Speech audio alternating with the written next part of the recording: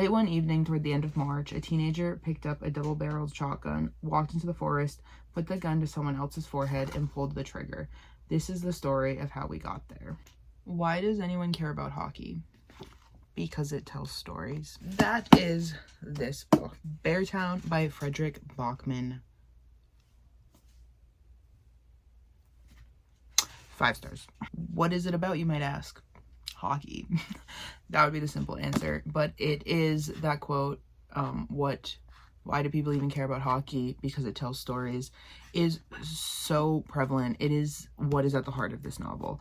It is about hockey, but more importantly, it is about the stories of all of the people that are affected by hockey. And I mean all of the people, like the whole community that is affected somehow, some way about hockey is a character in this book. So we're in the small town of Beartown, which I'm almost positive is in Sweden, and it is a hockey town.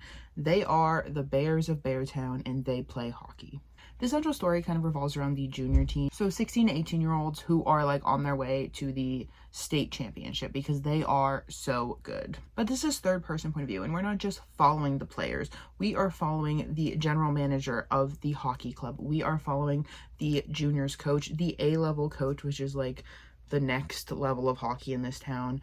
We're following the general manager's daughter and her friend and other kids from the school who don't play hockey or on the level below the juniors team, like the 14, 15-year-olds. And we're just following everybody in this town. Like, I kid you not. We switch point of views so often in this book that the first like 50 pages, you're not going to know who's who. You're going to be a little confused about characters, but that's okay because you fall in love with them real quick. The opening that I already read is literally jaw-dropping, insane. And the story about how we got there is crazy. So this story very, very much talks about hockey culture and how toxic hockey culture can be. There are a lot of jokes in the locker room that people would say is locker room talk. It gets kind of uncomfortable at times. But there's also a lot of introspective thoughts about how did we get to this point where even people in the locker room who don't agree with the jokes are laughing. My dog just rolled up. Come on, dude. He's gonna just stay there, I think. Cool. Like, I remember vividly there is one scene where there is a joke in a locker room and the coach kind of just laughs it off, and he has a thought like, what if I said something in this moment? How would that have affected the outcome of what ends up happening? Because this toxic hockey culture has created these boys who think they are gods. They think they're on top of the world. They think they're unstoppable. They think they can do and say whatever they want.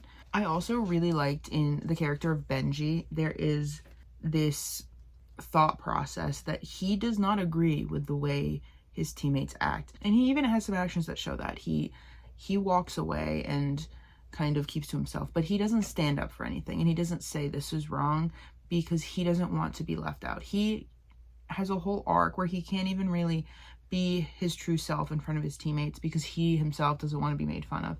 Actually, scratch that. It's less that he doesn't want to be made fun of and more that these are his brothers. This is his family. He doesn't want to be left out.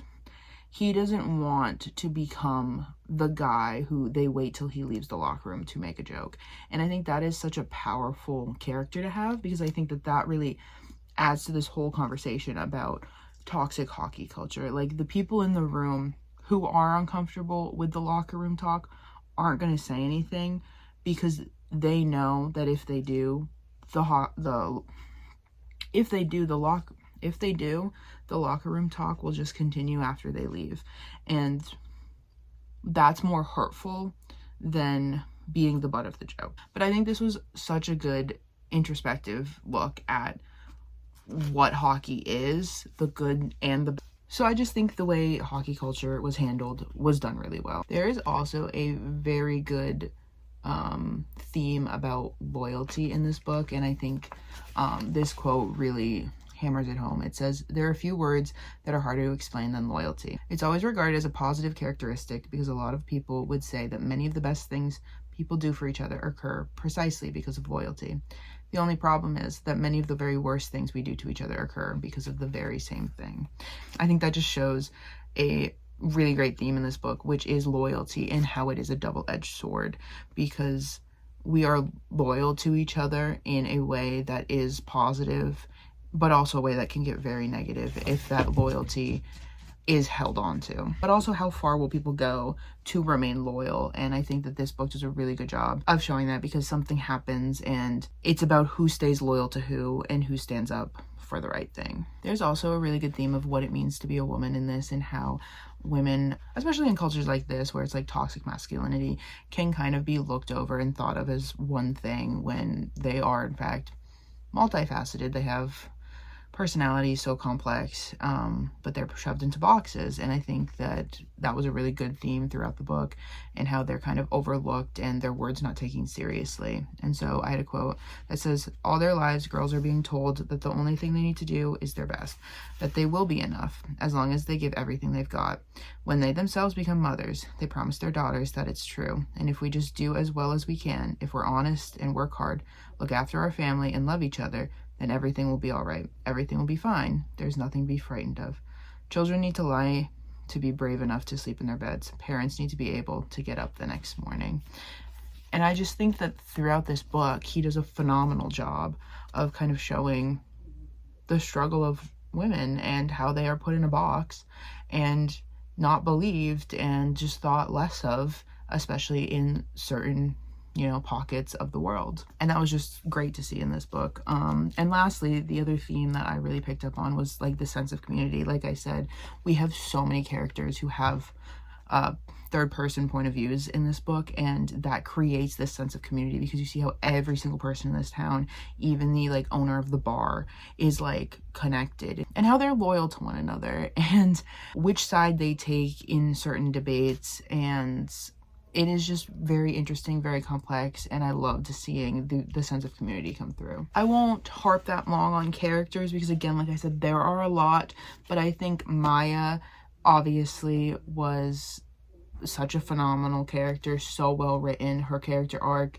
and what she goes through and how she chooses to cope with that was so real, and it was so raw. And her relationship with her best friend Anna was beautifully written. I think Anna, and a character herself, was amazing, and their relationship to each other and how they are like two sides of the same coin. Like, they are so different but yet mesh so well. And I think the same can be said about Kevin. He's like the star hockey player who has like everything on his shoulders, all this pressure, and his relationship with Benji is a great hockey player. Benji couldn't care less. And I think, again, they are two sides of the same coin. They are so different yet work so well together, and their relationship and what ends up happening in the end with their relationship was honestly so shocking to me, and I loved it. I think that the direction it went in was beautiful. Like, they know each other so well, they know when the other one's lying, and then it gets to a point where, we've boiled up, we're at a breaking point, and it was just so beautifully written. And then we kind of see Amit struggle a lot in this book. He was a great character. I think he was the character that was meant for us to root for, and he was 100% that. He is just a good person who has been put down his whole life because of where he came from and how he isn't like the other kids in Beartown. But he steps up and says, hey, no, I can play hockey just as well. And then he soon learns that it's not just about hockey. There is this culture here. You can either choose to be a part of it, or you can choose to not, and therefore giving up hockey forever. And I think that is a crazy thing that he has to deal with. His characterization was just so good. And even Bobo is like this big bully at the beginning, and he ends up, minor spoiler, not really, but he ends up forming this friendship with Amit that I thought was so heartwarming, and I was really rooting for, because like it just made sense. Like I've talked about a little bit about the third person point of view. I loved it. I think it really worked, and especially establishing this sense of community that is so prevalent in this novel. The setting was just phenomenal. I think he probably has awards, but he deserves awards in descriptive writing. I felt in the place. I felt the whole aesthetic, the vibe, like I was there. And I think that added to the community that was established through the characters, because you get why this is a small town and why hockey matters so much. There's this huge theme of putting the club, the hockey club, over an individual person. No individual is better than the club, because we need to put our pride aside and do what needs to be done for the club to succeed, even that if individually you're not succeeding.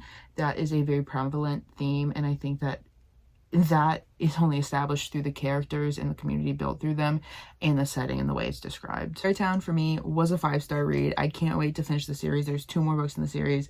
But in case you're wondering, our lovely little opening scene where someone is holding a gun to somebody else's head is resolved in this book, so it could be read as a standalone. I, however, loved it so much and will be reading the rest. I've also found a new love of Fredrik Backman. That's all I have for you today. I hope you enjoyed. If you've read Beartown, let me know your thoughts down below. If you haven't, let me know if it's something you would be willing to read, because let me tell you, literary masterpiece. Loved it. 5 stars.